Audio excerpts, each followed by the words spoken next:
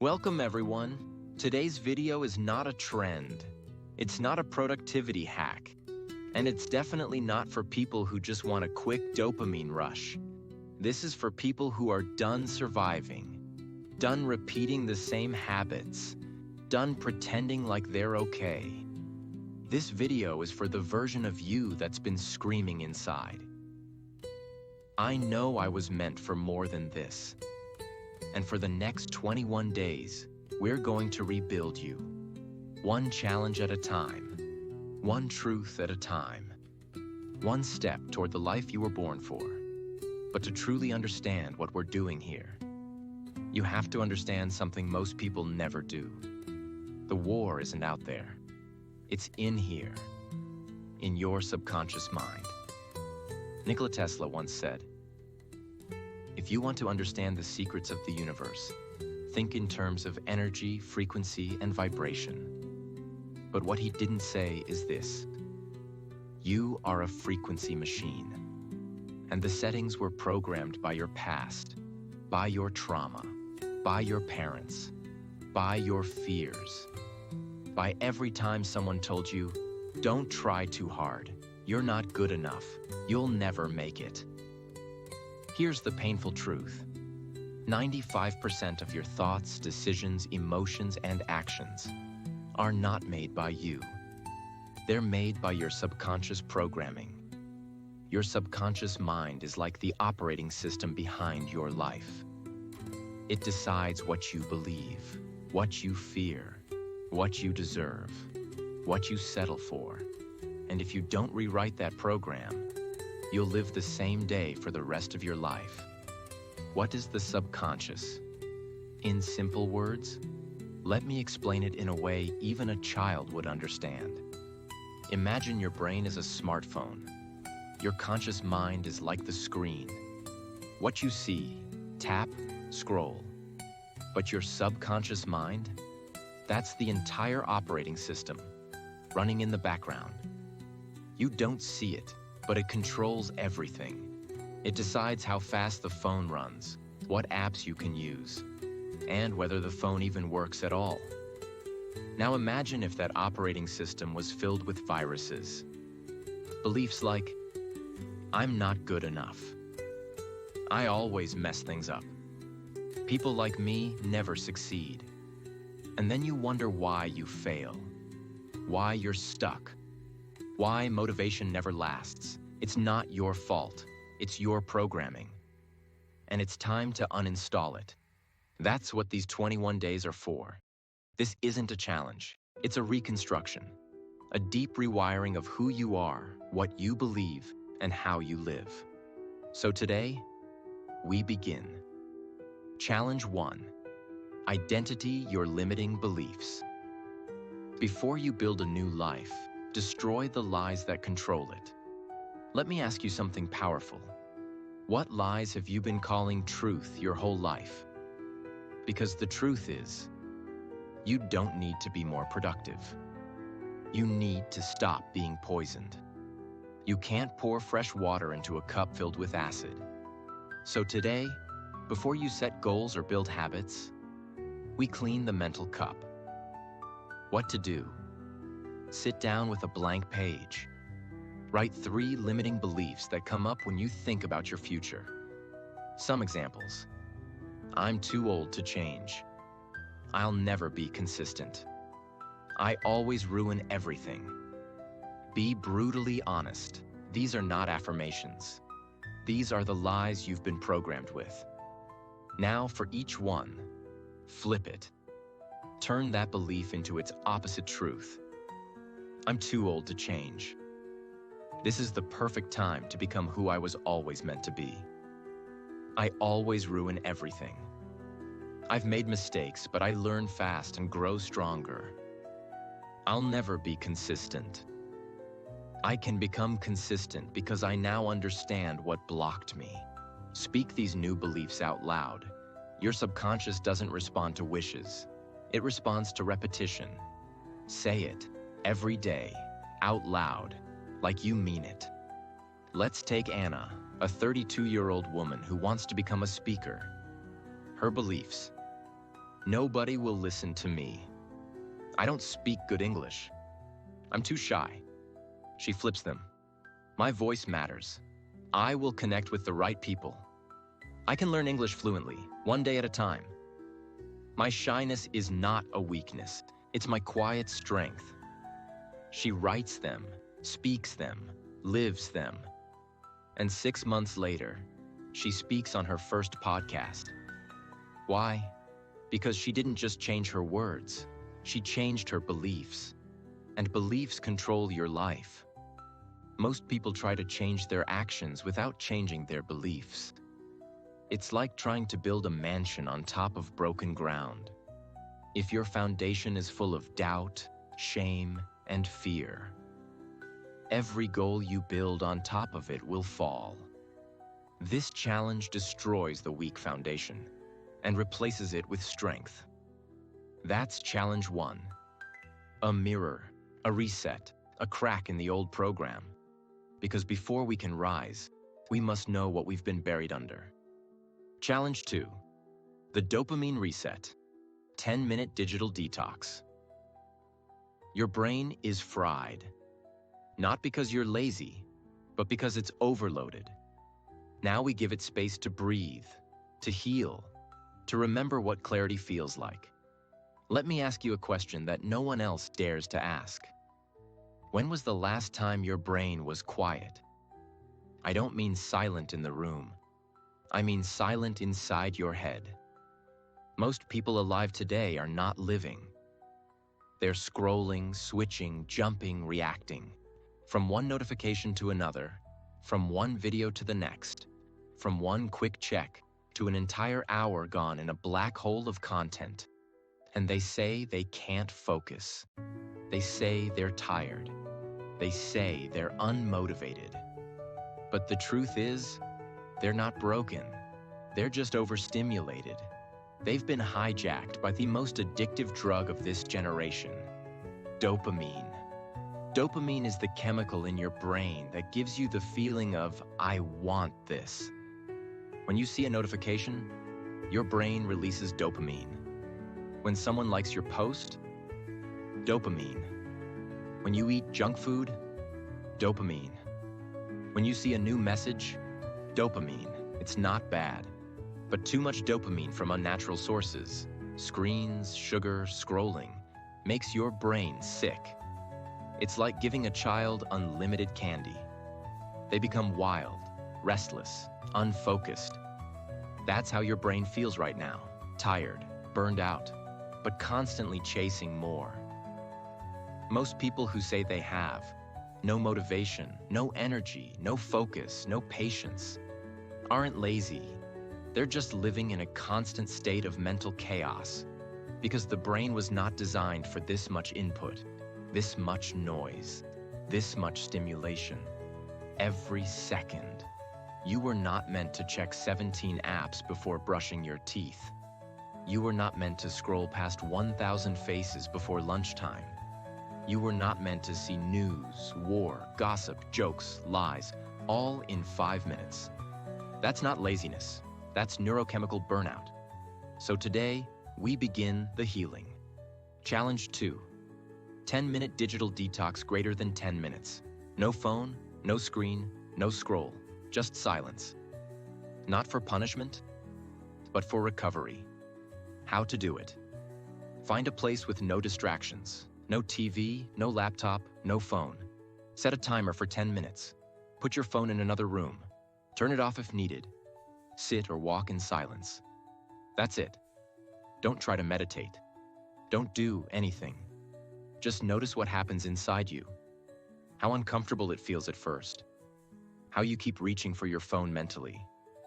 How your thoughts bounce around. Let them. Observe them. And let your brain begin to exhale. Do this challenge once today. But understand this. This 10 minutes is not about silence. It's about power. The power to reclaim your mind. Because if you cannot sit with your own thoughts for 10 minutes, how will you ever trust them for a lifetime? This is the beginning of retraining your brain to feel peace without noise, to feel joy without distraction, to feel alive without checking a screen. And that is rare. In a world full of stimulation addicts, this is rebellion. And in rebellion, you find freedom. Let me tell you about Leo, a 24-year-old man trying to become a writer. He was frustrated. Every time he tried to write, he got distracted, bored, restless. He thought something was wrong with him, until he realized he couldn't even sit still for 5 minutes without reaching for his phone. He did this 10-minute detox every day, for 7 days. And something strange happened. At first he felt anxious, then bored, then calm. Then suddenly, ideas started flowing. He wrote 2 full chapters in one sitting. Why? Because his brain was no longer begging for escape. It had finally come home to itself. Silence is uncomfortable only for people who are running from their own mind. Most people can't be alone with their thoughts because they've been suppressing pain for too long. The phone is a shield. The scrolling is an escape. But healing doesn't happen through escape. It happens through attention. Attention is the new oxygen. And this challenge gives you that breath. The secret. It's not about time. It's about discipline. Anyone can scroll for 3 hours, but very few people can disconnect for 10 minutes. And in those 10 minutes, you're doing more for your brain than any book, any quote, any podcast can ever do. You're teaching your brain, I am in control, not the algorithm, not the screen. Me. After your 10 minutes are over, write down, what did you feel? What thoughts came up? What were you afraid to feel? This turns the challenge into therapy, into clarity, into transformation. You're not lazy. You're not broken. You're not unmotivated. You're just overstimulated. And this challenge is your antidote. Silence is not the enemy. It's the door. And when you walk through it, you'll meet the version of you that's been buried beneath the noise. That's challenge 2. Silent, powerful, revolutionary. And if someone truly completes this, not just watches it, they will feel different within 24 hours. Challenge 3. Practice 5 minutes of mindfulness. You've been stuck in the past and anxious about the future. Come back to now. 5 minutes. No judgment, just presence. This is not about peace. This is about power. Let's be honest. Most people don't live in the present moment. They live in 2 places, and both are prisons. 1, the past, regret, shame. I should have, I could have, why did I? 2, the future, fear, anxiety. What if I fail? What if they leave me? What if I never change? But nowhere in that story do they live in the one place that matters. Here. Now this breath, this second, this moment, the moment you're reading these words, you're alive. But are you actually here? Or are you lost in some thought about yesterday or 10 minutes from now? This is the core problem of the human mind. We're always somewhere else. And if you live in your head, you will die in your life. Mindfulness is not just for monks. It's not a calm activity. It's not about flowers and waterfalls. Mindfulness is a weapon, a way to take control back from your chaotic brain. When you learn how to sit in the present moment, you stop being a puppet to your fears. You stop being pulled into storms that no longer exist. Because when you're present, there is no fear, there is no shame, there is only awareness. And awareness is the beginning of all transformation. Imagine your thoughts are like clouds moving across the sky. Some are dark, some are light, some move fast, some slow. Mindfulness is not chasing those clouds. It's sitting on the ground, looking at the sky and saying, "That's just a thought. I don't have to follow it. That's just a memory. I don't have to relive it. That's just anxiety. I don't have to believe it." Mindfulness is learning to watch the storm without becoming it. And once you learn that skill, you become unshakable. Don't do it to feel better. Do it to wake up. How to do it? Set a timer for 5 minutes. That's it, just 5. Sit comfortably. No need to cross legs or look fancy, just sit. Close your eyes. Take a slow, deep breath. Focus only on your breath. Feel the air enter your nose. Feel it move through your chest. Feel it leave your body. Repeat. Thoughts will come. They might scream. They might distract. That's okay. That's normal. Here's the key. Don't fight the thought. Don't judge yourself. Just say, "That's a thought," and return to your breath. Keep coming back. That's the practice. That's the power. Let me tell you about Elena, a 40-year-old single mother of 2. Every night, she would lie in bed with her heart racing. Worries about bills, her kids, her job, her body, her future. She started doing this 5-minute practice. The first 3 days, she cried. She felt overwhelmed. Her mind was loud like a storm. But something strange happened on day 4. For the first time in years. She noticed silence between her thoughts, a moment of peace. Then she noticed her heartbeat slowing down, then her breathing deepening, then her mind softening. And by day 10, her kids noticed. "Mama, you look calm now," her daughter said. That one moment made Elena realize, "I'm not broken. I've just never been present." Most people live in survival mode because their brain is constantly alert, constantly reacting, fearing, worrying, defending. This challenge rebuilds your nervous system. It teaches your mind, you are safe. You don't need to panic every second. You are here. You are alive. You are okay. And from that place, you make better decisions. You speak more clearly. You stop overreacting. You stop overthinking. You become still. And in stillness, you become powerful.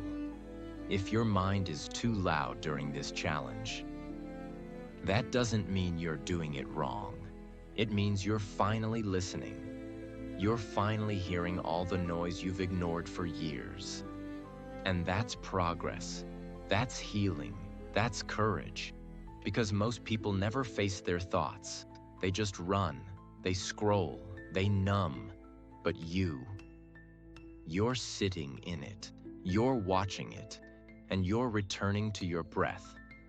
That is mastery. After your 5 minutes, write down, what thought showed up the most? Was there a moment of stillness? What did you learn about yourself in those 5 minutes? Because the deepest lessons you'll ever learn in life won't come from books. They'll come from the silence you learn to sit inside of. This is not about meditation. This is not about peace. This is not about escaping life. This is about facing life fully, honestly, without distractions. Because the person who can sit with their mind becomes the person who can master their life. And that's what you're becoming now. That is challenge 3. Not just a mental practice, but a foundational shift in the way you experience life. Challenge 4. Write down 3 past mistakes plus lessons. You're not a failure. You're a learner with scars. Let's break a painful truth. Most people do not live in the present, not because of fear of the future, but because they are still bleeding from their past. They made one mistake and never forgave themselves. They hurt someone and carry the shame every day. They trusted the wrong person, and now they trust no one. They failed once, and now they call themselves a failure. But the truth is, you are not your past. You are what you learned from it. And if you don't learn the lesson, you repeat the pain. That's why this challenge is not just about healing, it's about evolution. Your brain is wired to remember pain more than success. It's a survival mechanism. But when you don't process that pain, it becomes your identity. You stop taking chances. You stop opening your heart. You stop trusting yourself. So today, we take your worst moments and turn them into the fuel that builds your future. Regret is just wisdom trapped in pain. Let's free it. What to do? Take a pen and paper. Write down 3 things you deeply regret. A mistake, a choice, a lie, a missed chance, something you never forgave yourself for. For each one, ask yourself, what did this teach me? What did I learn about people, life, and myself? How has this made me wiser, stronger, more aware? Then write this sentence. I made this mistake. I am not this mistake. I carry the lesson. I release the shame. Read it out loud. Let me tell you about Daniel, 19 years old. He cheated on his final exam. He was caught. He lost his scholarship. His parents were ashamed. His teachers called him a disgrace. For 2 years, he stopped believing in himself. He worked small jobs. He avoided old friends. Every time he saw a student in a uniform, he looked away. Until one day, he wrote about it. He wrote exactly what happened. He wrote how much he hated himself. And then he asked himself, what did this teach me? His answer shocked him. I didn't cheat because I was evil. I cheated because I was scared. I didn't believe in myself, and I let fear make the decision for me. That one truth saved his life. He applied again to university. He wrote about that failure in his entrance essay. They accepted him because he stopped hiding the mistake. He used it as proof of growth. Most people think their past ruins them, but in reality, their relationship with the past is what destroys them. Your mistake didn't kill you, but your self-hatred might. So today, we do something very few people ever do. We honor the past, and then let it go. Because healing isn't forgetting. Healing is remembering without pain. Call or message someone you hurt. Say one sentence. I'm not who I used to be, and I'm sorry for how I acted. Not for them, for your freedom. You don't need their forgiveness. You just need to be free from the shame. The reason people repeat the same pain is because they never gave it a purpose. Your pain has meaning. Your scars are your story, but you cannot carry them forever. So today, we transform them into wisdom, because the world doesn't need more perfect people.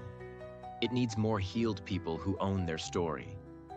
And now, you are becoming one of them. Challenge 5. Visualize your dream life. If you can see it, your brain can believe it, and your habits will follow. Most people live their entire life without ever asking, what do I actually want? Not what society says, not what your parents wanted, not what your friends are doing, but you, your life, your truth. Because if you don't know where you're going, your habits will take you nowhere. The brain needs a destination. That's how it works. And this challenge gives it one.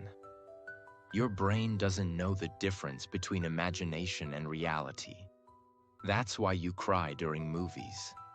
That's why you feel fear from a memory. So when you visualize your dream life clearly, emotionally, deeply, your brain starts building belief systems around it. You stop saying, it's impossible. I can't do it. That's not for people like me. And you start saying, wait, This feels real. This feels possible. This feels like home. Because the mind can't move toward a blurry goal. It needs clarity. If your dream doesn't exist in your mind, it will never exist in your life. What to do? Find a quiet space. Sit or lie down. Close your eyes. Breathe slowly. Ask yourself, what does my dream life feel like? Where am I waking up? What kind of clothes do I wear? What work am I doing? Who is next to me? What is the energy around me? How do I carry myself? Let your brain go wild. Feel it, see it, smell it, hear it. Now open your eyes. Take your journal and write a paragraph that starts with, "My dream life looks like this." Don't write what's realistic. Write what sets your soul on fire. Close your eyes for a moment and imagine this. You wake up not to an alarm clock, but to the sound of soft waves outside your window. Your home is built on a quiet hill near the ocean. The sunlight enters through giant glass windows, gently touching the white curtains. You stretch your arms and smile, not because it's a weekend, but because every day of your life now feels like one. You walk barefoot on the wooden floor of your dream house. Warm, peaceful, calm. The air smells like coffee and ocean breeze. Your kitchen? It's modern, spotless, filled with your favorite foods, colors, and a small coffee bar you always wanted. There's an open bookshelf in the living room, filled with books that once changed your life. Now they sit like trophies. Every room in the house tells a story. The art on the walls isn't expensive. It's meaningful. It reminds you how far you've come. Your work desk overlooks the sea. You no longer work to survive. You work to create, to inspire, to enjoy. You walk into the backyard. There's a small garden you planted, a tree with a bench under it. A journal waits on that bench. You sit, you write, you feel alive. You no longer chase peace. You live inside it. This isn't just a house. This is your dream life. Use this kind of vision, detailed, emotional, real, to guide your daily actions. Don't just say, "I want a better life." See it, feel it, hear it, smell it, taste it. Write down your dream life in full detail. Your home, your mornings, your food, your work, your health, your energy, your relationships, your peace. Keep this vision in your journal, on your wall, or inside your heart, and let it pull you forward every single day. Because when you can visualize it clearly, you start living it powerfully. Record a voice note describing your dream life. Play it every morning, every night. Remind your brain who you are becoming. Speak the future until the future responds. Most people don't live their dream life because they've never actually defined it. They're chasing status, money, fame, comfort. But none of those are clear. This challenge brings you clarity, and clarity kills confusion. And when confusion dies, action begins. If you don't build your dream life in your mind, you'll spend your whole life trapped in someone else's. So today, you don't dream small. You don't hold back. You don't ask what's realistic. You close your eyes, and you let your future self speak. Because they're already waiting for you. And now, you're finally walking toward them. Challenge 6. Write a promise to your future self. This is not a task. This is a contract with your next chapter. Let me ask you something dangerous. What do you owe to your future self? Not to your family, not to your followers, not to society, but to you. The version of you 6 months from now, a year from now, the one who is still waiting for you to stop making excuses. You see, we make promises to everyone else. I'll be there. I'll call you. I'll do my best. But the one person we break promises to the most is ourselves. And that's why your self-worth is low. Because your subconscious remembers every time you said, "Tomorrow I'll start. This is the last time. Next month, I'll be better." And you didn't. You didn't lie to the world. You lied to yourself. That's why this challenge isn't about writing a goal. It's about rebuilding trust with the most important person in your life. You. The subconscious mind doesn't care about motivation. It only responds to evidence. Every time you break your word to yourself, you give your brain proof that you are not serious, not consistent, not worthy of trust. And that belief destroys your ability to take action. But when you make a promise and honor it, something magical happens. Your subconscious begins to believe, maybe we can change, maybe we are becoming something new.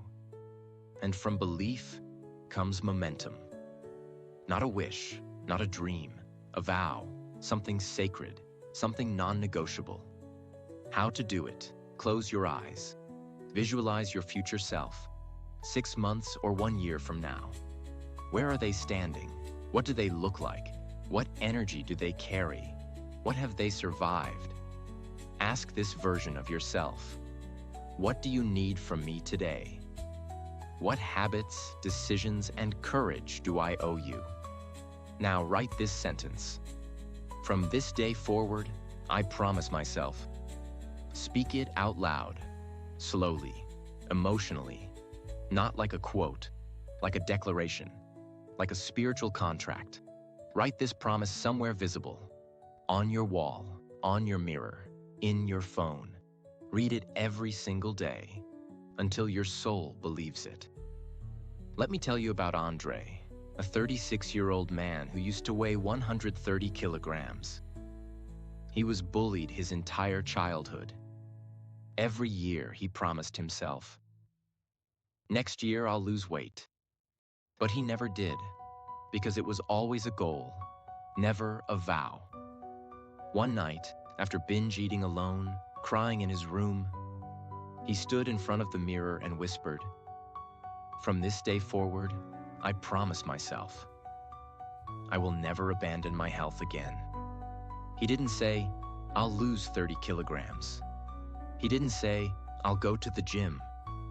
He made a vow to stop abandoning himself. That promise changed his life, not because of the weight, but because for the first time, he felt like a man he could trust. This challenge makes your transformation personal. It's no longer about likes, goals, or results. It's about integrity, the silent power of being someone who does what they say, even when no one is watching, even when it's hard, even when you're tired. Because one day, your future self will look back and say, thank you for not giving up on me when it was easier to stay broken. Don't write a big list. Don't try to be perfect. Just write one promise that feels so true, so sacred, so powerful, that breaking it would feel like betraying your soul. That is how you change your identity. One vow at a time. One commitment at a time. One decision that echoes into your future. And from this day forward, you are no longer a maybe. You are a promise in motion. Challenge 7. Clean one physical space around you.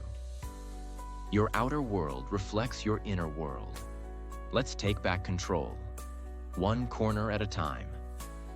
This is not a cleaning task. This is not about organizing your life like a productivity guru. This is about one thing: control.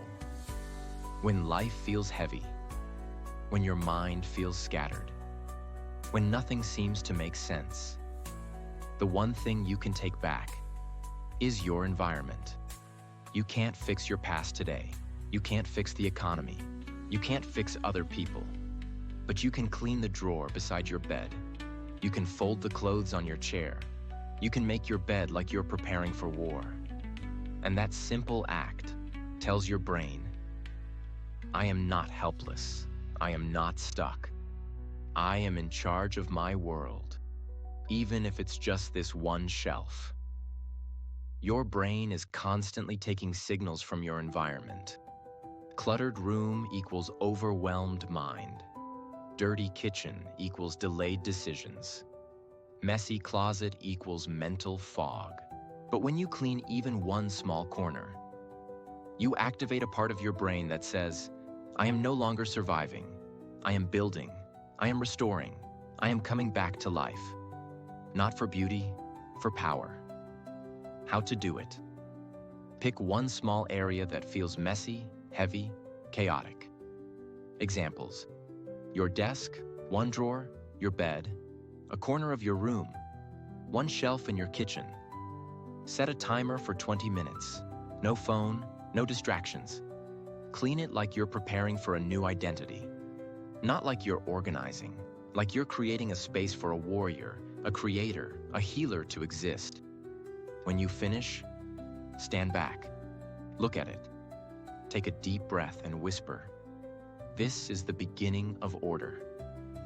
This is the space for the next version of me. Last year I was depressed. Not the kind of depression people post about. The silent kind. The invisible kind. I couldn't focus. I stopped believing in myself. My room was a disaster. Clothes everywhere. Books stacked like bricks. Bottles, wrappers, dust. It looked like I had given up. And maybe I had. One night I looked around.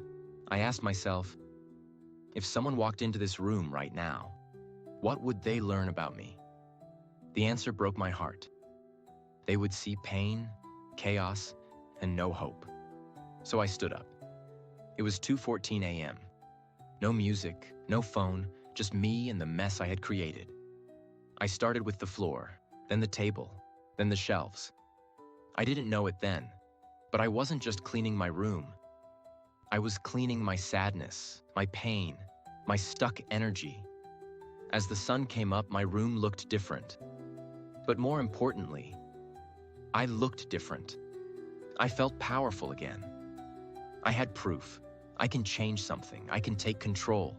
I am not my chaos. I am not my past. That day taught me something I'll never forget. When life feels too big to fix, start small. Start with your desk, your bed, your bag, anything. Because when you clean one physical space, you send your brain a message. We are not done. We are not broken. We are just beginning again. This is not about tidiness. This is about identity. It's about rewriting the story of your environment so your environment can support your growth. Because your surroundings are not just background, they are signals. And today, we make sure those signals say, a powerful person lives here. A person with direction. A person who respects their space because they respect their future. You don't need to clean your whole life in one day. You just need to start. Pick one space. Clean it with pride. And let that space become the symbol of a new era. Because once you control your environment, you start believing you can control your destiny. And that belief is the first step to becoming unstoppable. Final challenge. 8-8. Forgive someone who hurt you. You cannot become your future self if your soul is still chained to old pain. Today, we cut the rope. You can do everything right. You can meditate, clean your room, visualize your dream life, write your promises, fix your habits. But if deep inside you are still holding on to anger, bitterness, pain, or resentment, you're still a prisoner, not of others, but of your own heart. Because forgiveness is not about them. It's about you, your freedom, your healing, your ability to finally move forward. And most people never move forward because they never truly let go. Let's be very clear. Forgiveness does not mean that what they did was okay, that you forget the pain, that you allow them back in your life, that they win and you lose. No, forgiveness means, I will no longer let this pain poison me. I will no longer carry this person's mistake inside my body. I deserve peace. I deserve freedom. And I'm choosing it now, even if they never apologize. Forgiveness is not weakness. It is the highest form of strength. It's saying, you no longer have access to my nervous system. You no longer control my emotions. You no longer get to live in my head rent-free. Forgiveness is not a gift to them. It is a release for you. You've carried this long enough. It's time to let go. How to do it? Close your eyes. Breathe deeply. Go back to the moment. The wound, the betrayal, the lie. Let your mind bring up the person you've still not forgiven. Feel it. Don't fight it. Let yourself feel the disappointment, the anger, the tears, the betrayal, the helplessness. Let it rise. Now whisper or write these words. You hurt me. You betrayed my trust. You left a scar I never deserved. But today, I set myself free. I forgive you. Not because you deserve it, but because I do. I deserve peace. I deserve joy. I deserve a future that is not held hostage by the past. So I let go, not for you, but for me. Now take a deep breath. Exhale. Say it again, slowly, meaningfully. I forgive you, and I free myself. Optional. Write a letter to them, but don't send it. Write everything you ever wanted to say. Let it pour out, then tear the page, or burn it, symbolically release it. Imagine this. You're holding a burning piece of coal tightly in your hand. Your hand is in pain. It's turning red, blistering. But you refuse to let it go. You say, this coal represents what they did to me. This is my proof that I was hurt. I will hold it until they understand how much they hurt me. But here's the truth. They don't feel the burn. You do. Every second you hold that pain, it's only burning you. It doesn't punish them. It only destroys your peace. Now imagine this. You finally open your hand and let that coal fall.